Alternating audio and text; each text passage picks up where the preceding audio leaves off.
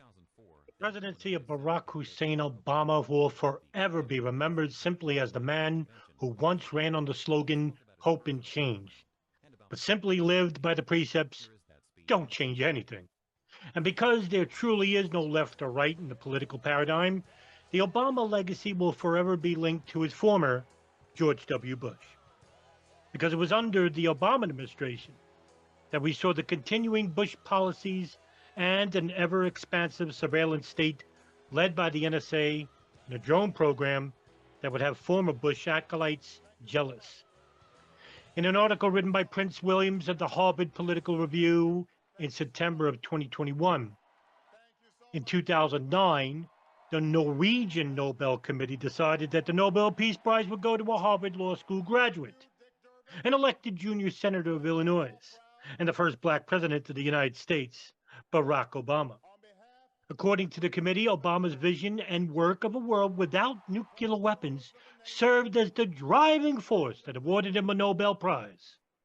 However, President Obama would go on to approve more drone strikes in his first year in office than President Bush carried out during his entire 8-year administration. The alleged peacemakers, very much like his predecessors, should be considered for the label of the international war criminal that he is, prosecuted, of course, at The Hague. For Barack Obama probably has committed a number of war crimes alluded to in the Rome Statutes, such as crimes against humanity, crimes of aggression, war crimes. But let's clarify. President Obama is not a pioneer of the illegal and offensive wars that the United States has engaged in the last 20 years. Even still, he is an expansionist, reflected clearly in the development of his drone program. During his presidency, Obama approved the use of 563 drone strikes that killed approximately 5,000 people. In fact, Obama authorized 54 drone strikes alone in Pakistan during his first year in office in 2008. One of the first CIA drone strikes under President Obama was at a funeral, murdering as many as 41 Pakistani civilians. The following year, Obama led 128 CIA drone strikes in Pakistan that killed over 100 civilians. Just 2 years into his presidency, it was clear that the hope and change that President Obama offered through his 2008 campaign could not escape U.S. imperialism or the military-industrial complex. But let's not stop there. Kenneth Roth, the former executive director of the Human Rights Watch, would write in his article in 2017 regarding his actions on counterterrorism, providing a case in point about drones, Guantanamo, and the surveillance state. Obama took office with great promise, announcing on his second day that he would stop the CIA torture immediately and close the military prison in Guantanamo Bay, Cuba, within his first year.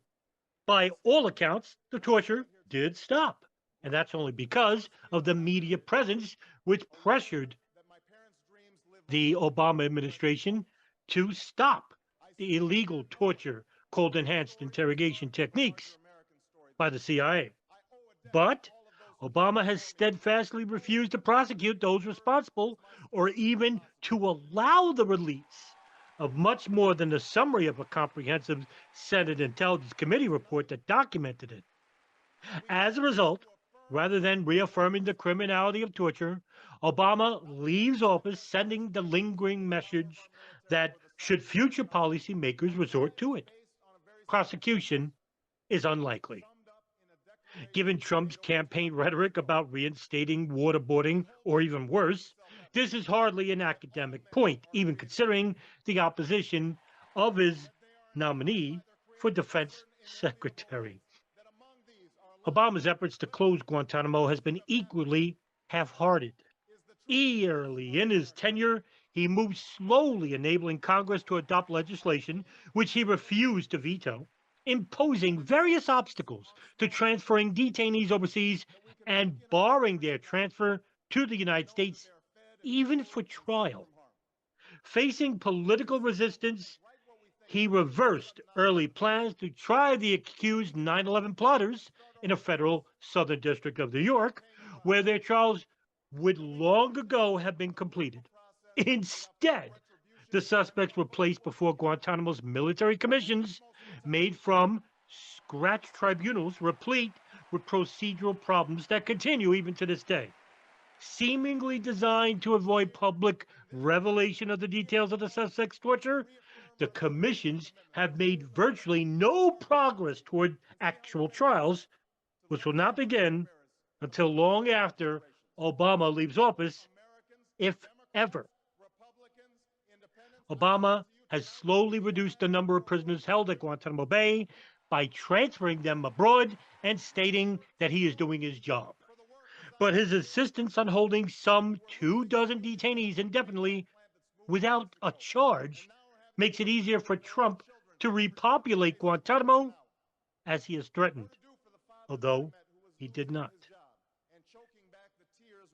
And with respect to surveillance, Obama seemed to have continued and expanded programs beginning under George W. Bush that lead to massive invasions of privacy. Once Edward Snowden alerted the public to these programs, for which he deserves gratitude, not prosecution, the president did initiate some reforms, but it wasn't enough. He supported legislation to limit the National Security Agency's ability to collect phone records, but by then it was too late. The Utah Data Center has trillions and trillions of data of every single citizen in the United States.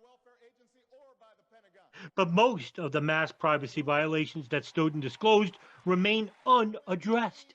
And Obama maintains that when it comes to non-U.S. citizens abroad, the U.S. government is free to sweep up not only records of that email and telephone communications, but also the content of those communications. Needless to say, other intelligence agencies, including those with the United States, cooperates closely, are then implicitly free to do the same to U.S. citizens. Doug Bandel would write at the Cato Institute in 2020 regarding Libya's ongoing destruction. And that belongs to Hillary Clinton more than anyone else. It was she who pushed President Obama to launch his splendid little war backing the overthrow of Muammar Gaddafi in the name of protecting Libya's civilians like she gives a shit. When later asked about Gaddafi's death, she cackled like the witch that she is and exclaimed, "We came, we saw, he died." Alas, this was not the last death in that conflict, which has flared anew, turning Libya into a real-life Game of Thrones, an artificial country already suffering from deep regional divisions. Libya has been further torn apart by political and religious affiliations. One commander fighting on behalf of the government of the National Accord, the GNA, Salim bin Ismail, told the BBC, "We have had chaos since 2011, since the start of the Arab Spring." Arrayed against the weak unity government is the former Gaddafi general, U.S. citizen, and one-time CIA adjunct, Khalifa Haftar. For years, two sides have appeared to be in relative military balance, but a who's who of meddlesome outsiders have turned the conflict into an international affair. Let me explain. 2011, the Arab Spring engulfed Libya as people rose against Gaddafi's rule. He responded with force to reestablish control. However, Western advocates of regime change warned that genocide was possible and pushed for intervention under United Nations auspices. In explaining his decision to intervene, Obama would go onto the national media and announce to his citizens who voted for him, quote, "We knew that if we waited one more day, Benghazi could suffer a massacre that would have reverberated across the region and stained the conscience of the world," end quote. Russia and China went along with the resolution authorizing all necessary measures to prevent the killing of civilians. Who would have thought Russia and China, the two countries that the United States wants to go to war with? In fact, the fears that Obama promulgated were fraudulent. Now, Gaddafi was no angel, but he hadn't targeted civilians, and his florid rhetoric, cited by critics, only attacked those who had taken up arms. He even promised amnesty to those who abandoned their weapons. With no civilians to protect, NATO, led by the US, bombed Libyan government forces and installations and backed the insurgents' offensive. It was not a humanitarian intervention. And by the way, some of those insurgents were, of course, the very people who we were funding in Syria, who were supposed to be fighting in the war on terror, the Islamic State in the Levant, and Al Qaeda affiliates. Obama would exclaim, quote, "We had a unique ability to stop the violence," end quote, but did not. Instead, this administration ensured that the initial civil war would drag on for months, even years, and still to this day, Libya is an open air slave market for the Islamic State in the Levant and also Al Qaeda affiliates who we were supposed to destroy in Iraq and Afghanistan, but instead we dragged our boots and started funding them because Israel and the Gulf basically said we need less Arabs in the Middle East in order to ensure peace in the region. Now, how about 8 whistleblowers that were prosecuted under the Obama administration? Well, let's start with Chelsea Manning, the former intelligence analyst who was charged with the largest leak in U.S. history, though the famous whistleblower website WikiLeaks published 700,000 diplomatic cables and military reports on both the Afghan and Iraq wars, in which the United States were found guilty of committing war crimes, crimes of aggression, and human rights violations that would make Hitler and Mao blush. Edward Snowden. Snowden was charged with the theft of government property and 2 counts of violating the Espionage Act. The computer professor and a former CIA employee leaked documents revealing the American government was spying on its citizens. Oh no, what did we ever do? They still do it. Thomas Drake, the former senior executive at the National Security Agency.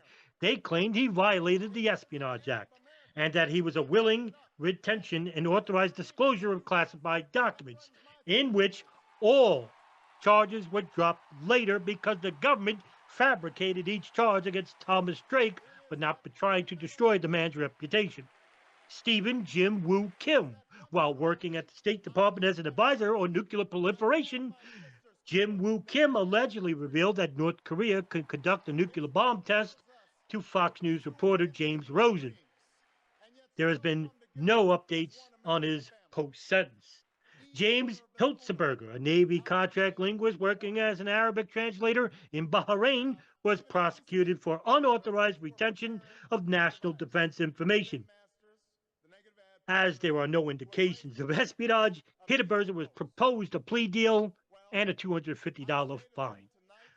John Kiriakou, the former CIA official who was accused by the U.S. government to leaking classified information to journalists. In fact, he leaked no classified information, and the only crime that Kiriakou committed was revealing that there was a torture program which was public knowledge.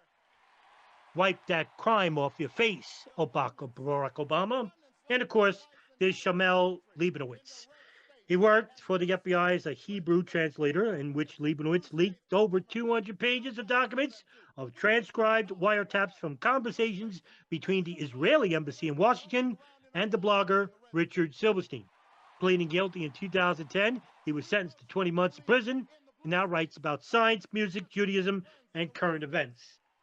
And of course, there's Jeffrey Sterling, the former CIA officer. Sterling charged with leaking classified information about U.S. efforts to disrupt Iran's nuclear program to James Risen of the New York Times.